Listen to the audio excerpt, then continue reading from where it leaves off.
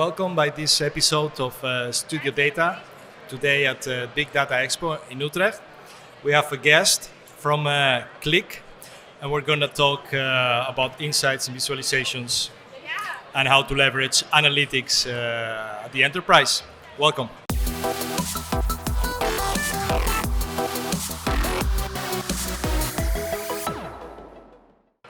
Welcome. Today we're sitting with Sean Price.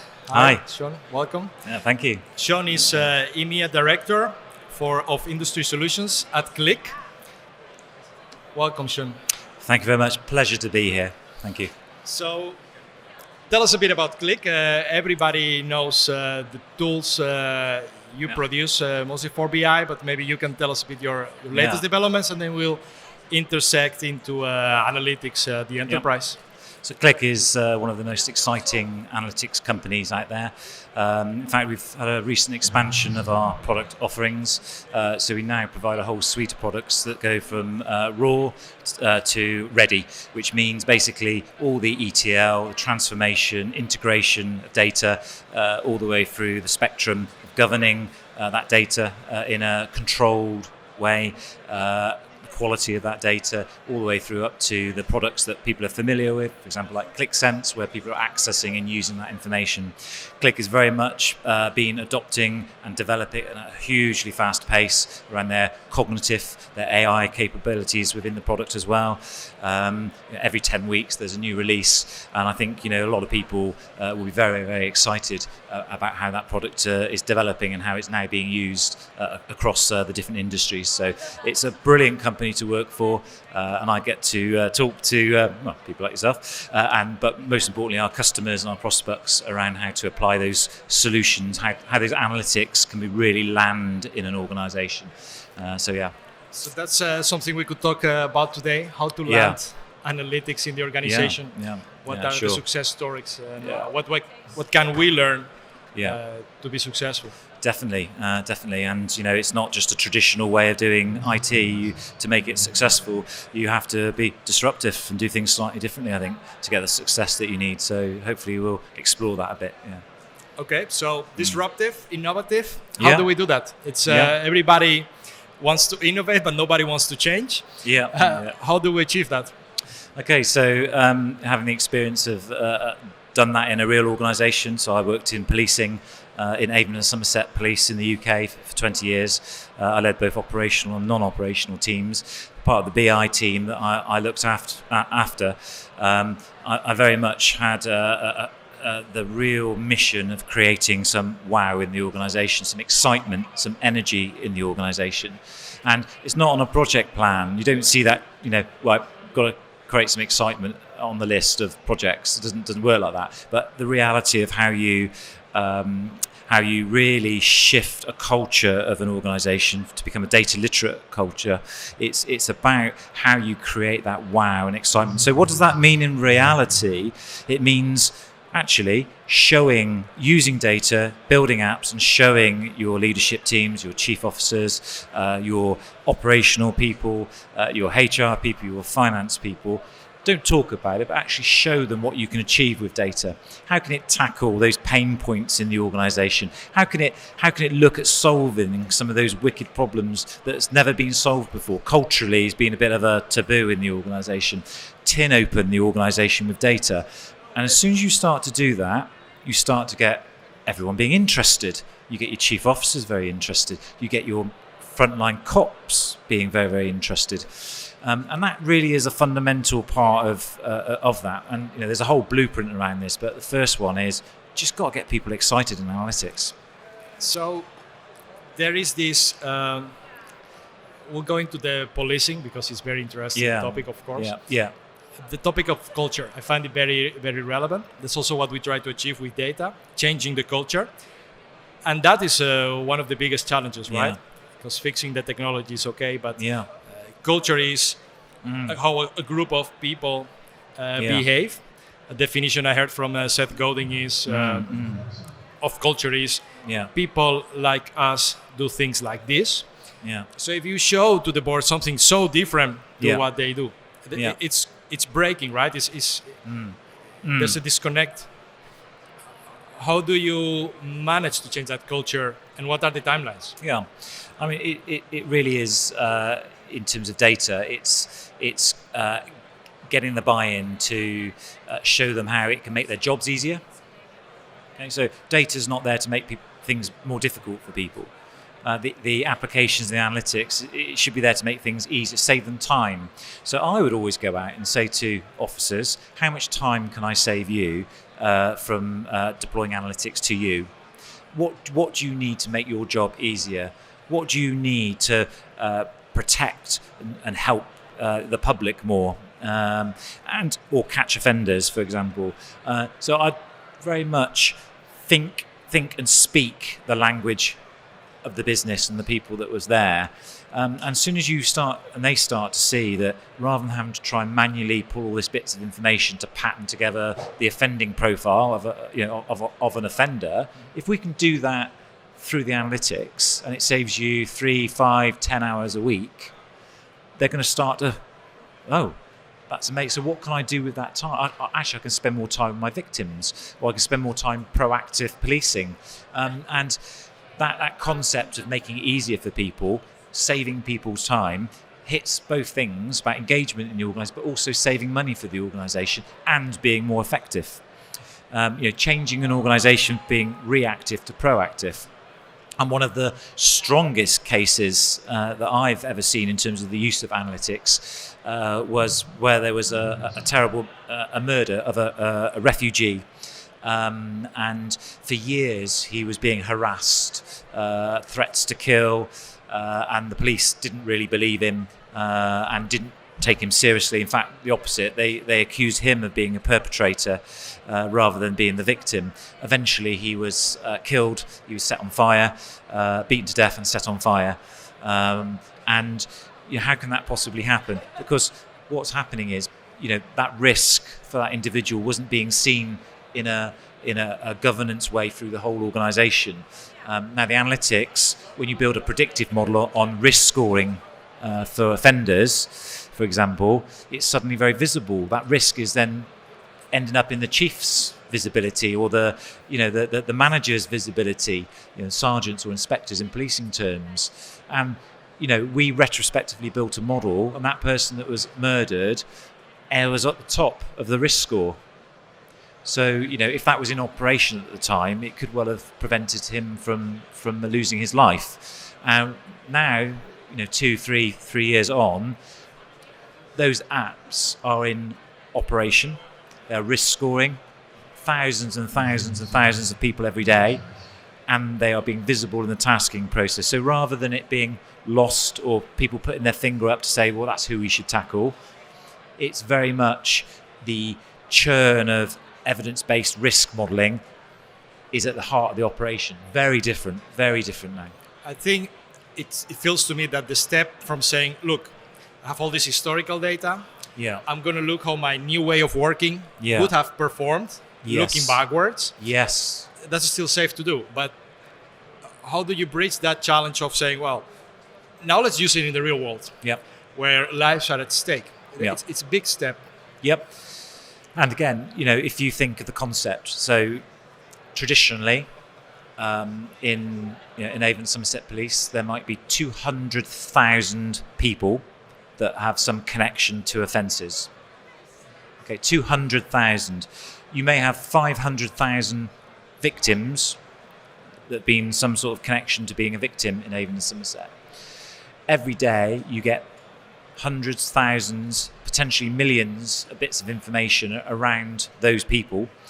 Humans just cannot produce that insight to be able to spot and see and do. So that technology is augmenting traditional research processes, closing the net on traditional processes, and it's making officers feel a lot more confident that they're able to make evidence-based decisions and not just, I think we have to go and do that, and then the wheel falls off over there. So it's not taking away professional judgment, it's making better decisions more of the time for them. It always ends with an officer making decisions, and if you build it for them, you do that process, then you'll get engagement and excitement, not to them, with them. And what can business leaders in the C-suite do to help those colleagues, employees that might be affected by these changes, right? Because if before I would spend 10 hours a week myself doing something, then now there is this tool. Yeah. It might seem like a threat to my profession. Yeah. So how can those leaders stimulate the adoption of these tools while supporting their employees? Yeah. I was firstly that a lot of, I'll take the example of the policing, a lot of the cops were thirsty for information. They didn't have the basic information being provided. So when we say, it's a threat given them that information, well, they were never getting it and they needed it to do their job, the basics of their job. So we were always providing, again, something that was of value to them straight away. And the key thing was having them design and build what they needed to do their jobs well and to protect the public.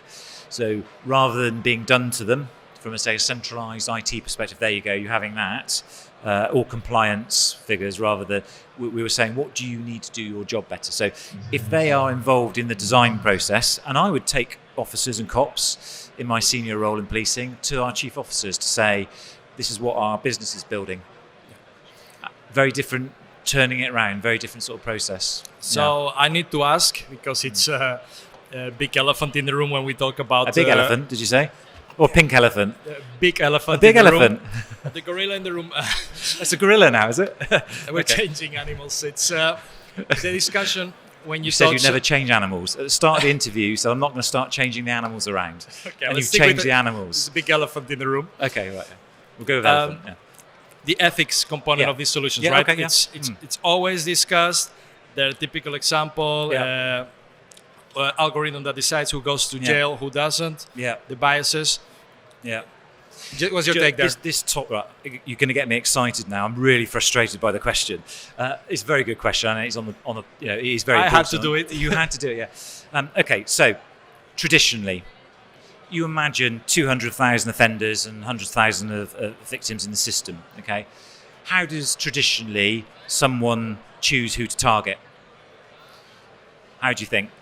Stereotypes. Stereotyping, bias. It just happens to come across their desk. Yeah. So, okay, so that's traditionally. Actually, we might have someone who might have some racist tendencies working in the police force. Okay, unconscious bias, for example. Traditionally, they miss information because they're not able to process and churn the volumes of information like a modelling software might be able to do. So straight away, you've got a problem. Yeah, and that's why a lot of that murder case and many other cases like that, by the way, one of the biggest learnings from serious case reviews is where information is not pieced together properly and shared in a very timely fashion. So that's the first thing. Secondly, is that when you're using the modelling software, you've got an auditable way of monitoring bias, measuring bias, and the precision and recall of any of the models that are being used. You can also use ethics committees, so the members of externally of the community that are brought in to challenge, to say what are you using it for, how are you using it, to gain confidence in the solutions that you're doing and the community. You can go and talk to the community about it, about how much time it's saving. So if you're able to save 3.5 hours per officer per week, 5,000 staff, and so that's now being put back into the community to safeguard and tackle offenders. If you're talking to the community and having a real engagement with the community around these things, then they're going to start being on your side. They're going to start being with you. I used to go out with the chief to public meetings where we would show them in real time how many resources we've actually got available to deploy to instance, how many instances we've got now on the screen, for example.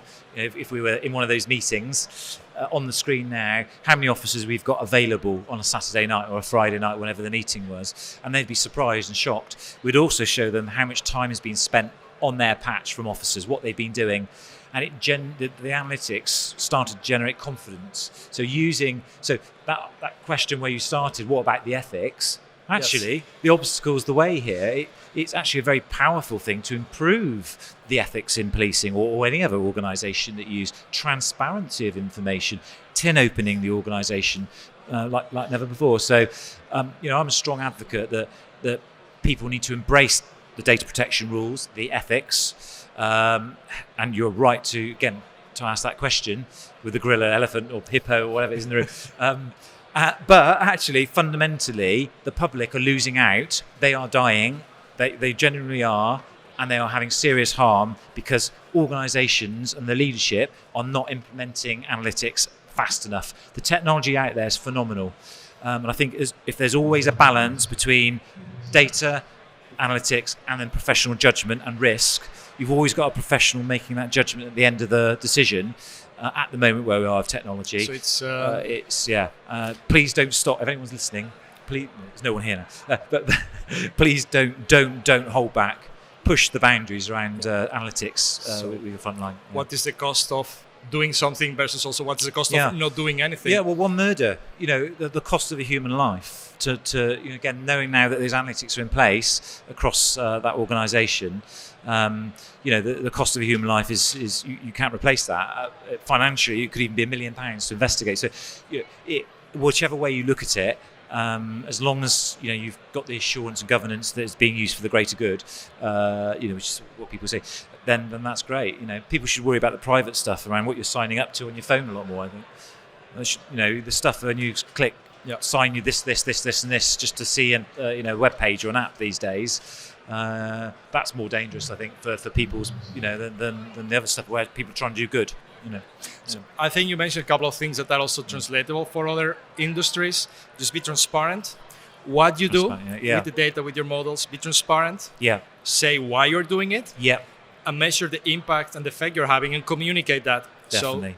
So if people understand how and why and the result, then they can believe and want to use these kind of solutions, right? And you're absolutely right. And, actually, you can even get staff within the organisation to be part of that model building process, to add a layer of professional judgment on what the model is saying and what it's doing in terms of the build process.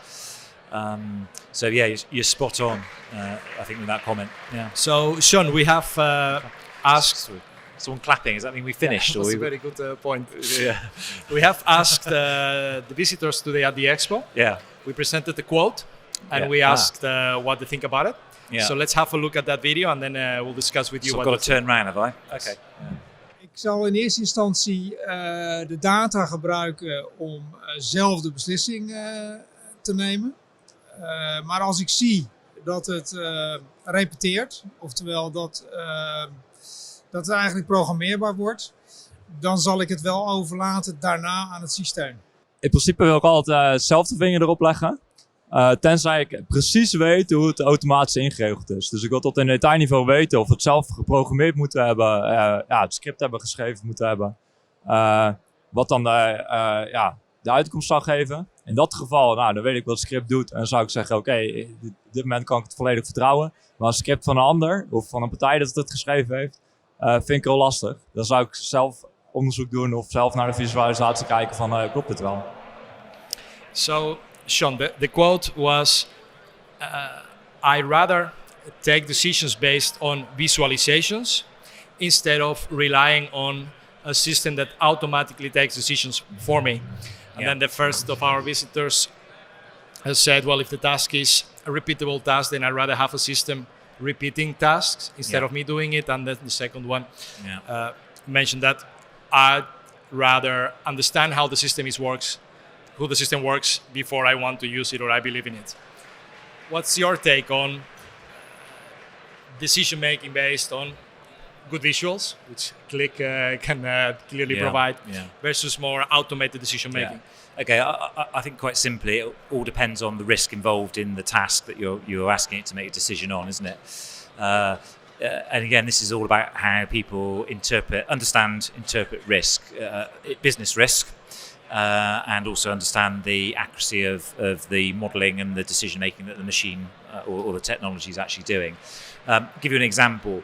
So in intelligence processing, in intelligence processing, so you're a bit of intelligence coming in and say that you're dealing drugs or you're driving a certain type of car. You can get technology to understand the verbatim of the report, so the text of the report.